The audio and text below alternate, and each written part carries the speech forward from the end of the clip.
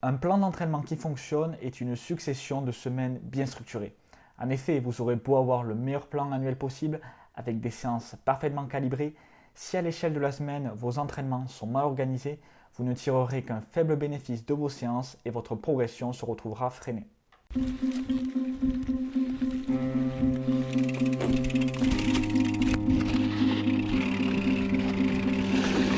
L'organisation d'une semaine est souvent appelée microcycle. Le microcycle est le dernier échelon de la préparation, après le mésocycle et le macrocycle, et c'est selon moi le plus important.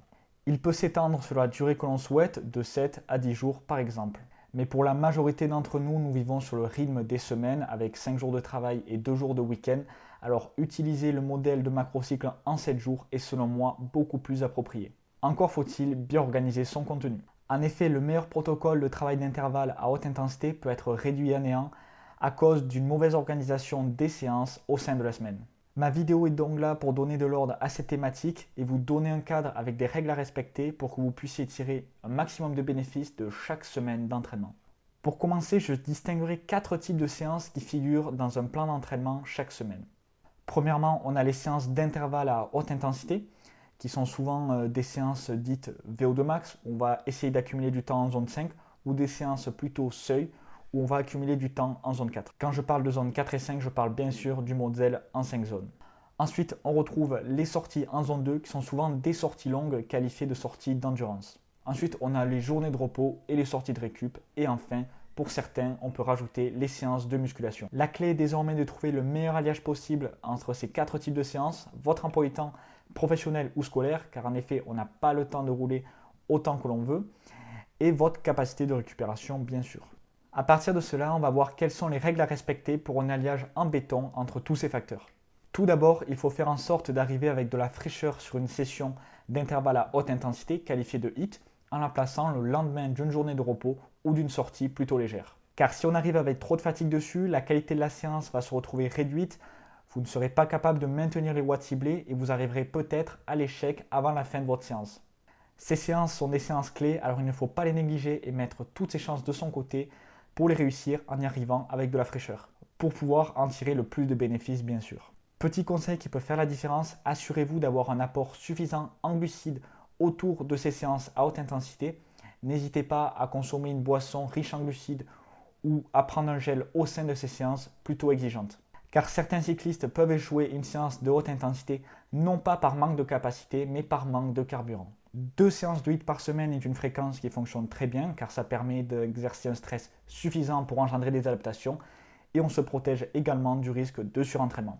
Bien sûr, ça peut varier. Certaines personnes pourront monter jusqu'à 3 séances et au contraire, d'autres réduiront à une séance. Ça dépend tout simplement de votre capacité de récupération.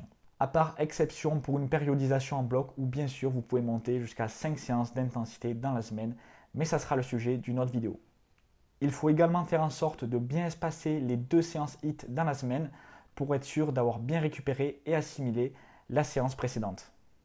Alors si je devais placer mes séances de haute intensité dans la semaine, je placerai la première le mardi, suite à une journée de récupération le lundi, et la deuxième séance le vendredi en laissant 2 jours entre les 2 séances. Ensuite, on va passer au deuxième constituant majeur de tout programme sérieux, les séances continues en zone 2. Ces séances sont obligatoires pour aller chercher des adaptations vraiment intéressantes et pour nous aider à assimiler les séances de haute intensité. Vous pouvez planifier sans problème une séance de zone 2 le lendemain d'une séance de haute intensité. Arriver avec de la fraîcheur dessus n'est pas nécessaire. Arriver avec un peu de fatigue sur ce type de séance peut même s'avérer positif car ça va vous permettre de rester sage dans votre zone 2 et de vous éviter de mettre des gros pétards à chaque relance. En parlant de ça, évitez de placer de la haute intensité au sein de vos séances en zone 2 car vous allez produire beaucoup de lactates et malheureusement les lactates freinent l'acheminement des acides gras en bloquant leurs récepteurs spécifiques.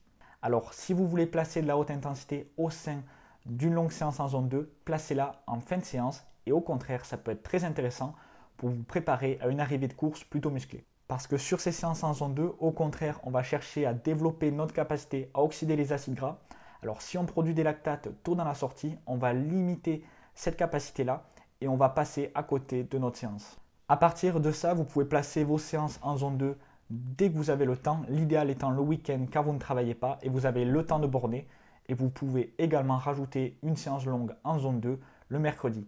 Mais le mercredi, ne placez pas votre sortie la plus longue. Je vous conseille de vous la garder pour le week-end car ça vous évitera de créer trop de fatigue pour votre deuxième séance d'intensité que l'on a placée le vendredi dans cet exemple-là.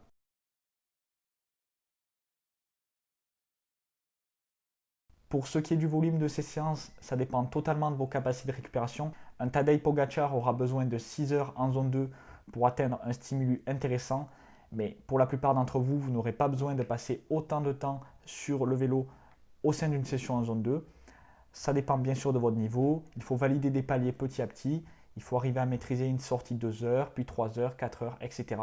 Il faut vraiment être progressif dans sa démarche d'augmenter la durée de ses sorties. Car pour la plupart d'entre nous, sur une sortie de 6 heures, on va se fatiguer beaucoup trop tôt et on va complètement sortir du thème de la séance.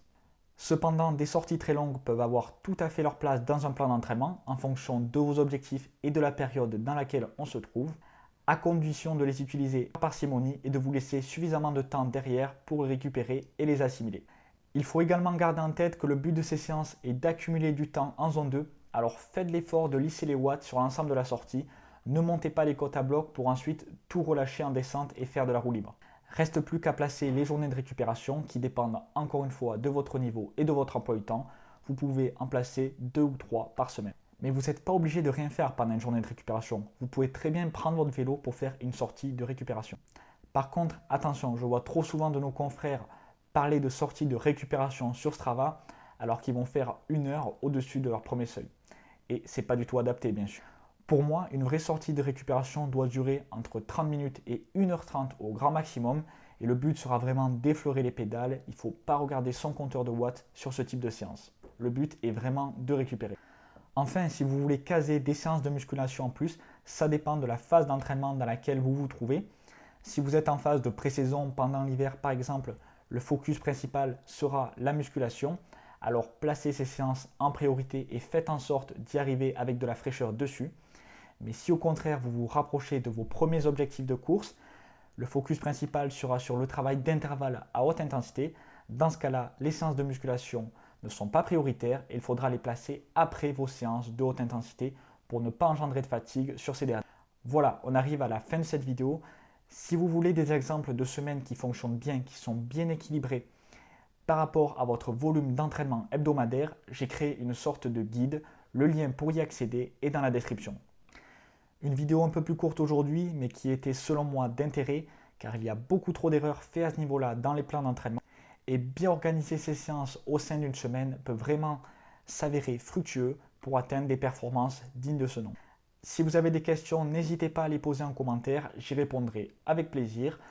En tout cas, n'oubliez pas de vous abonner à la chaîne YouTube et également à la newsletter que j'ai lancée récemment.